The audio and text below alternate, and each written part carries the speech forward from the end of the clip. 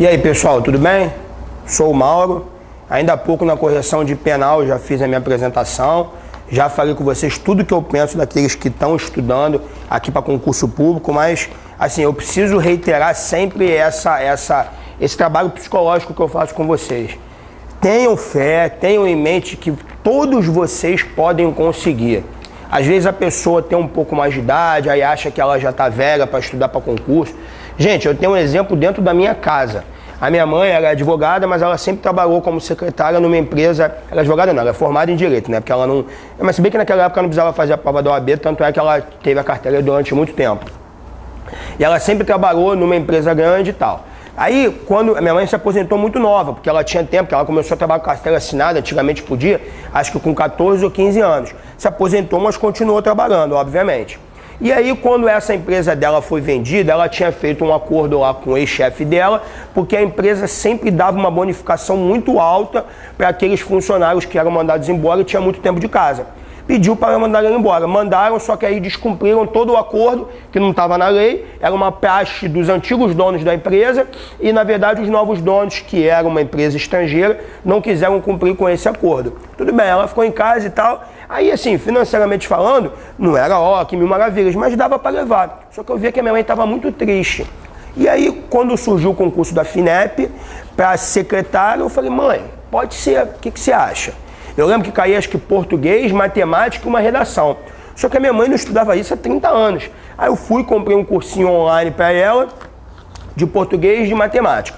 Ela assistiu às aulas de português, matemática eu sou razoavelmente bem, me lembro mais ou menos. Sentei com ela, comecei a fazer exercício. E redação também, eu sempre escrevi muito bem. Na minha prova do TRT, que era CESP, eu tirei 10. Na prova de vestibular, eu sempre me dava bem em redação. Há pouco tempo agora, 10 anos sem estudar, eu fiz o Enem, tirei 92 ou 91. Até passei para psicologia para algumas faculdades públicas. Comecei, mas tive que trancar por conta de incompatibilidade de horário.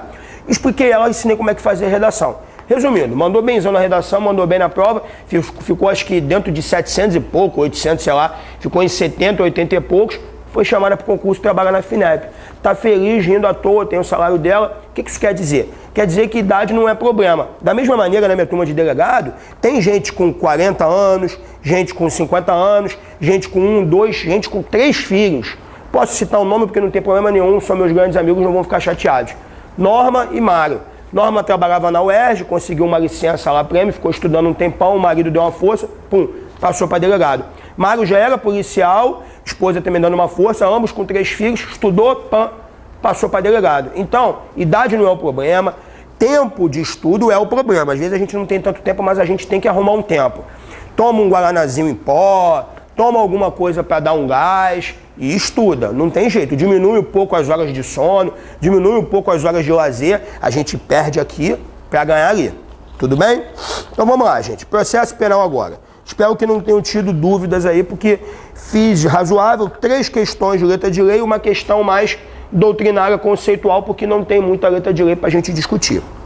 Acerca dos atos jurisdicionais emanados pelo juiz, é incorreto afirmar. Vamos corrigir, mas eu fiz um quadrinho aqui, depois eu vou ler com vocês, tá? Assertiva A. Olha, que é incorreta. Eu fiz várias questões assim, para vocês, por favor, marcarem, grifarem que é incorreta, para a gente não dar mole. Tranquilo? A. Os despachos não abordam questões controvertidas do processo, possuindo apenas a finalidade de dar andamento a ele. Perfeito, o juiz faz um despacho marcando uma data de audiência, marcando uma juntada, marcando uma intimação para alguma coisa, tudo bem? Não decide mérito, não tem nenhuma carga decisória, ele apenas dá andamento ao processo. As decisões interlocutórias, que podem ser divididas em simples e mistas, são soluções dadas ao juiz referentes a qualquer controvérsia. As simples, né? Que não dão fim ao processo em nenhuma fase dele. Perfeito. O juiz soluciona alguma coisa, até decide alguma coisinha, mas não encerra o processo e nem parte do processo. Quer ver um exemplo? O juiz decide um pedido de prisão preventiva nos autos do processo. O juiz decide o pedido de uma busca e apreensão. O juiz decide o pedido de uma interceptação telefônica. Ele decidiu alguma coisa, não julgou o mérito e nem deu fim ao processo e nem a parte dele. Tranquilo? Assertiva C, também está certa. Assertiva C. As decisões interlocutórias mistas são soluções dadas ao juiz, dadas pelo juiz, né? Referentes a qualquer controvérsia que dão fim ao processo ou a uma fase dele. Perfeito, gente. Não julgo o mérito, não assim, ele não tem um condão de julgar o mérito, mas ao mesmo tempo ele encerra o processo ou uma fase dele. Quer ver o exemplo? A decisão de impronúncia encerrou o processo. A decisão de pronúncia lá no júri encerrou uma fase do processo. Não julgo o mérito, mas tem o condão de encerrar uma fase ou o processo inteiro. Também está certo. Assertiva D. As decisões definitivas são emanadas pelo juiz e colocam fim ao processo. Até aí está certo. Agora, avaliando a procedência ou não da imputação e, portanto, julgando o mérito em sentido amplo e em sentido estrito. Não, gente. Não avalia a procedência ou não da imputação. Encerra o processo, ela faz até um julgamento do mérito em sentido amplo, mas ela não discute se o camarada é absolvido ou se o camarada é condenado. Quer ver um exemplo? A sentença que declara a extinção da punibilidade do autor. O que isso quer dizer? Declarou a extinção da punibilidade, encerrou o processo. Mas disse se ele é culpado? Disse se ele é inocente? Não. Julgou o mérito apenas em sentido amplo. A gente não pode mais julgá-lo porque a sua punibilidade foi extinta. Mas a gente não está avaliando aqui se ele é condenado ou absolvido. Tranquilo, gente? Eu fiz um quadrinho aqui para vocês e tem as sentenças também, que tem várias espécies que serão objeto de discussão de um outro simulado. Atos jurisdicionais, coloquei aqui, ó, despachos. Dar andamento ao processo, é o objetivo dos despachos. Decisões interlocutórias simples. Juiz decide algo, mas não julga o mérito e nem encerra o processo ou fase dele. Determina a interceptação telefônica. Decisões interlocutórias mistas. Juiz decide algo, mas não julga o mérito. Perfeito. Porém, encerra o processo ou fase dele. Sentença de decisão, melhor dizendo, de impronúncia. Decisão de pronúncia. Decisões definitivas. Juiz coloca fim ao processo, mas não avalia a procedência ou não da imputação. Julga o mérito apenas em sentido amplo. Exemplo, decisão que declara a extinção da punibilidade do autor. Não julga o mérito. E tem aqui as sentenças que nós veremos no próximo simulado, que aí sim julga mérito, pode condenar, sentença condenatória, pode absolver, sentença absolutória, pode declarar alguma coisa, sentença declaratória e por aí vai. Por favor, não confundam sentença que julga o mérito com decisões definitivas por conta desse nome, que não julga o mérito. Tranquilo? Questão 2. Com base no que consta na Lei 7.960 de 89, Lei de Prisão Temporária, julga os itens a seguir. As outras prisões nós discutiremos nas próximas aulas. A prisão tem 3 espécies. A prisão em flagrante, a prisão preventiva e a prisão temporária. Quando nós falamos em prisão processual, prisão provisória, a prisão que não é definitiva, que aí nós temos como espécie essas 3 prisões que eu falei, prisão em flagrante, prisão preventiva e prisão temporária, nós estamos falando em uma prisão que acontece no bojo do processo, para resguardar o processo. Melhor dizendo, no bojo como é que eu posso falar para vocês? No bojo da persecução penal, investigação ou processo. Quando nós falamos na prisão pena, essa é a prisão que acontece depois do trânsito em julgado da sentença penal condenatória. Tudo bem? Hoje nós vamos tratar da prisão temporária, está prevista na Lei 7.960 de 89. A prisão preventiva ela está prevista no Código de Processo Penal. Tranquilo? Gente, prisão temporária. Algumas observações. Só cabe nos crimes que estão previstos em lei. Está lá no artigo 1º, inciso 3º da Lei 7.960 de 89, além dos crimes hediondos e equiparados a hediondos. Aí, gente, deixa eu anotar aqui para vocês os crimes equiparados a hediondos. Para aquele que não sabe. Grava assim, método mnemônico, TTT. Tráfico, terrorismo e tortura.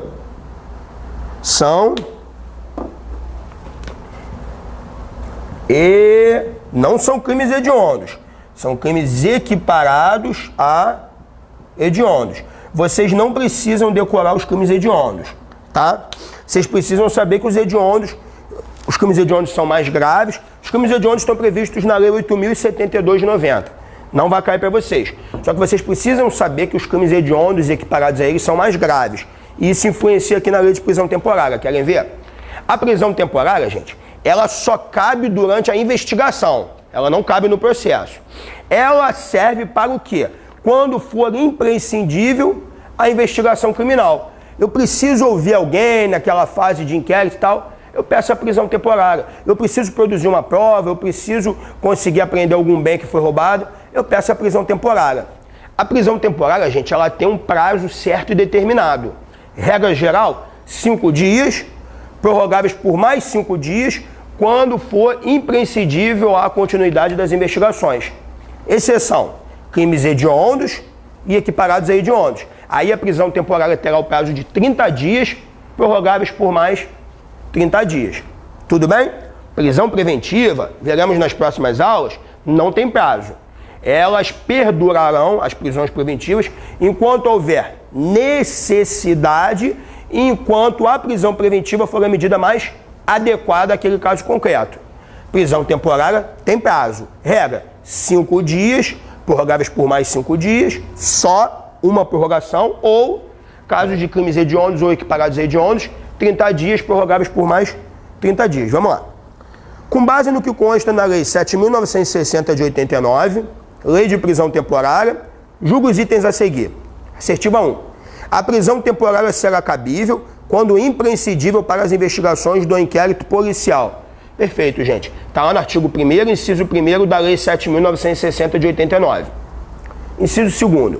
Na hipótese de representação da autoridade policial, o juiz, antes de decidir, dependerá da concordância do Ministério Público? Não, gente. Antes de decidir, o juiz ouvirá o Ministério Público. O delegado pode representar pela prisão temporária durante a investigação. O Ministério Público, o membro do Ministério Público, o promotor de justiça, ele pode requerer a prisão temporária durante a investigação. Quando o delegado pede, o MP é ouvido antes. Mas mesmo que o Ministério Público discorde da prisão temporária, o juiz pode determinar a prisão temporária, pode conceder a prisão temporária. Tranquilo, gente? Está lá no artigo 2º, parágrafo 1º da Lei 7.960 de 89. Inciso 3º. Inciso 3º não, desculpa. Terceira assertiva. O despacho que decretar a prisão temporária deverá ser fundamentado e prolatado dentro do prazo de 24 horas, contadas a partir do recebimento da representação ou do requerimento. Perfeito, está lá no artigo 2º, parágrafo 2º. Gente, a prisão temporária, quando for imprescindível para o inquérito, ela tem prazo curto, é porque a gente precisa fazer alguma coisa que é muito rápida. Por isso que o juiz tem que decidir rapidamente também, sob pena de aquela prova, aquele depoimento, a colheita daquele material se perder. Tranquilo? Quarta assertiva. A terceira assertiva está no artigo 2º, parágrafo 2º da Lei 7.960 de 89. Quarta assertiva. No caso de crimes hediondos ou equiparados a hediondo, o prazo da prisão temporária será de 30 dias, prorrogáveis por igual período, em caso de extrema e comprovada necessidade. Perfeito, gente. Regra geral, 5 dias, prorrogáveis por 5 dias, uma vez.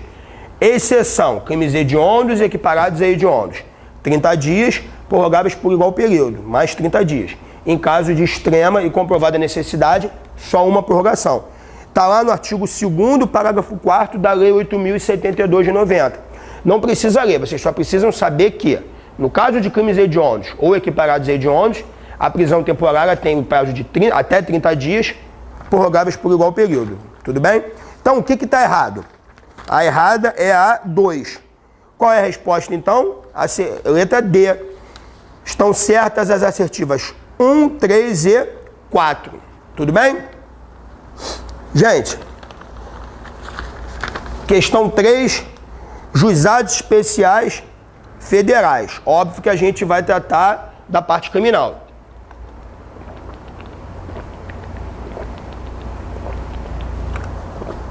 Vamos lá.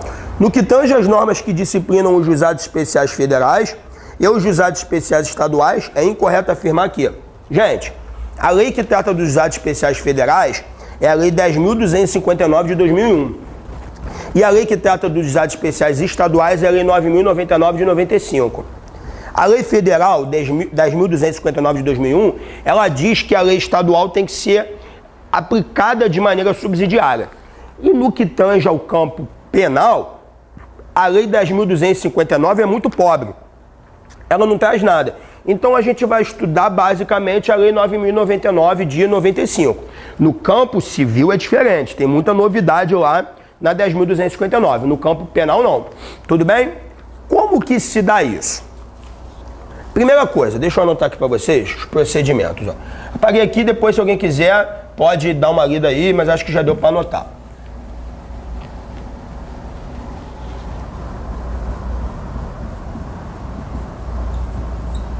Vamos lá, gente, olha só. Primeira coisa, nós podemos dividir os procedimentos em procedimento comum e procedimento especial. Procedimento especial, nós temos o procedimento do Tribunal do Júri, os crimes praticados por funcionário público, etc. Aqui a gente vai se pautar no procedimento comum. E o procedimento comum é dividido em três. Procedimento sumaríssimo, sumário ordinário. O sumaríssimo é o previsto na Lei 9.099, tudo bem? O sumário e o ordinário estão previstos no Código de Processo Penal. Procedimento sumário julga todas as contravenções penais e os crimes cuja pena máxima sejam iguais ou inferior a 2 anos. Procedimento sumário, pena máxima superior a 2 anos e inferior a 4 anos, os crimes. Procedimento ordinário, crimes com pena máxima igual ou superior a 4 anos, tudo bem? O procedimento sumário, que está previsto na Lei 9.099, ele se, em âmbito estadual, e 10.259 de 2001 em âmbito federal, ele se divide em duas fases, digamos assim. Ele tem a fase preliminar e a fase do procedimento sumário propriamente dito. A fase preliminar, gente, o objetivo da Lei 9.099 foram dois objetivos, na verdade. Primeiro, composição dos danos entre o autor e a vítima. Segundo, descarcerização. O que é isso? Não levar à prisão. Quer ver um exemplo? Vamos supor que eu pego o seu telefone, aparelho de telefone celular, e taque ele no chão e quebre ele. É sempre esse exemplo que eu dou, porque fica muito fácil de vocês fixarem. Para você, é mais importante que eu pague um novo telefone ou que eu vá preso? Que eu pague um novo telefone. Essa é a composição civil dos danos. Tudo bem? Por outro lado, como eu já falei, a descarcerização é não levar ao cárcere. Ou seja, se a pessoa vier a ser condenada, ao invés de eu aplicar uma pena privativa de liberdade, eu aplico uma pena restritiva de direitos. Tranquilo, gente? Então, beleza. Vamos lá, seguindo. Na fase preliminar, tudo bem? Vamos supor que na fase preliminar haja essa composição civil dos danos. Eu quebrei seu telefone, você concordou em receber o valor dele e morreu o processo. A gente vai fazer essa composição dos danos e vai extinguir a minha punibilidade. Tranquilo? E você vai executar esse título aí, que é o meu pagamento, lá na Justiça Civil.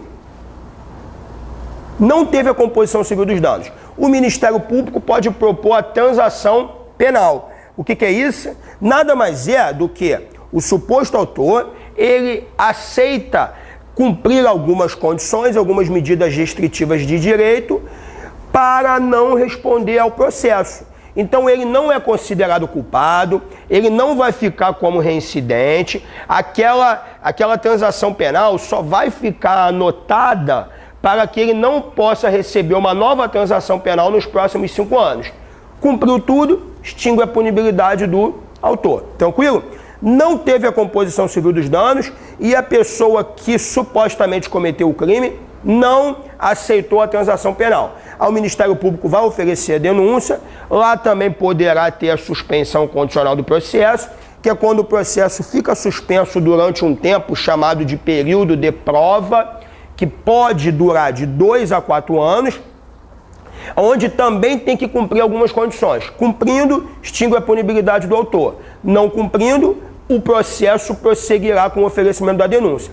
Ou, se não houver a suspensão condicional do processo, continua o processo na fase do procedimento sumaríssimo propriamente dito, onde a pessoa pode vir a ser condenada sempre a uma pena restritiva de direitos. Vai ser condenada a uma pena privativa de liberdade, só que ela vai ser convertida em pena restritiva de direitos, tudo bem? O resto é letra de lei, querem ver? Vamos lá. No que tange as normas que disciplinam os juizados especiais federais, os juizados especiais estaduais, é incorreto afirmar que Primeira, a competência do juizado será determinada pelo lugar em que foi praticada a infração penal. Tá certo, gente. Artigo 63 da Lei 9.099 de 95. Segundo, não encontrado o acusado para ser citado, o juiz encaminhará as peças existentes já ao juízo comum para adoção do procedimento sumário. Perfeito, gente. Eu alterei um pouquinho a letra da lei, porque eu misturei com o Código de Processo Penal. Mas se não for encontrado, ele vai remeter lá para o procedimento, lá para a vara criminal, onde será adotado o procedimento sumário e aí poderá ser citado por edital. Está lá no artigo 66, parágrafo único da Lei 9.099 e no artigo 538 do CPP. Assertiva C. Tratando-se de ação penal de iniciativa privada ou de ação penal de iniciativa pública, o acordo homologado na composição civil dos danos acarreta a renúncia ao direito de queixa ou representação. Tá errado, gente. Artigo 74, parágrafo único. A gente já viu que as ações penais públicas, elas se dividem em incondicionada e condicionada à representação. Então tratando-se de ação penal de iniciativa privada ou de ação penal pública condicionada à representação, o acordo homologado na composição civil dos danos acarreta a renúncia ao direito de queixa ou de representação. Está lá no artigo 74, parágrafo único, tudo bem? D.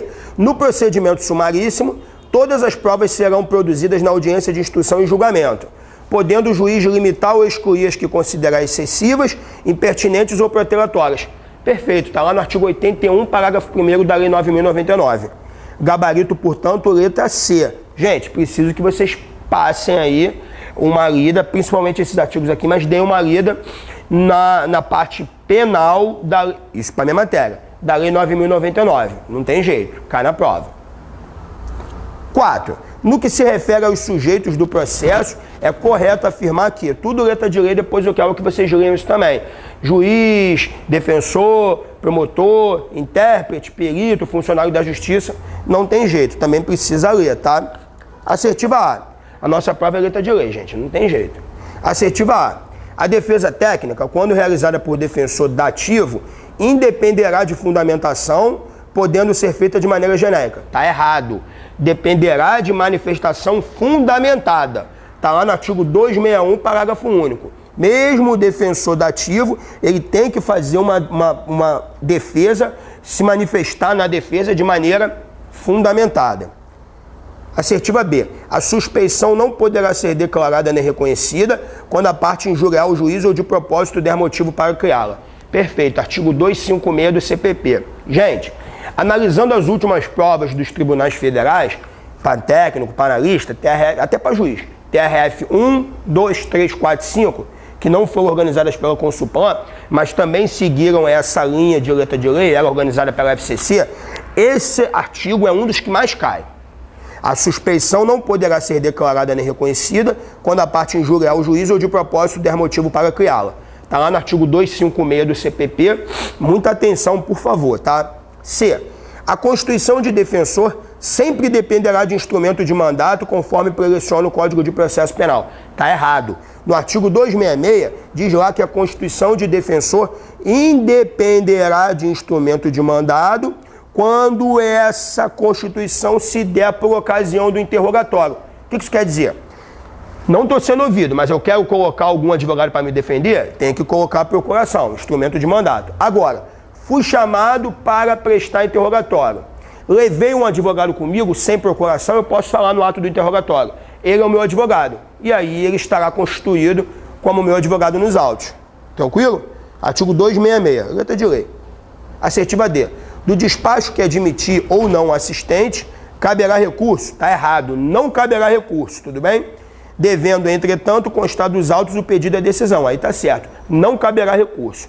Artigo 273 do CPP. Lembrando que assistente aqui é o assistente de acusação. É aquele que assiste a vítima ajudando o membro do Ministério Público. Na prática, ele não serve para nada. Ele tem alguns poderes, mas a falta dele não influencia absolutamente nada no processo. Tranquilo, gente? Então vamos lá, ó. A resposta da questão 1, gabarito letra D de dado. A resposta da questão 2, gabarito letra D de dado de novo. A resposta da questão D, gabarito letra C de Cristo, ou C de casa. Vamos pensar em Cristo para Papai do Céu ajudar a gente. Gabarito da letra da assertiva 4, letra B de Botafogo, o futuro campeão da Libertadores. Tudo bem, gente? Tranquilo? Então foi um prazer novamente aqui estar com vocês. Repito, estou virtualmente, espiritualmente, mas sempre aí no curso fisicamente. Se alguém tiver alguma dúvida, professormaurocesar@gmail.com, ou, se Deus quiser, nos próximos simulados nós nos encontraremos. Tranquilo? Bons estudos e até a próxima.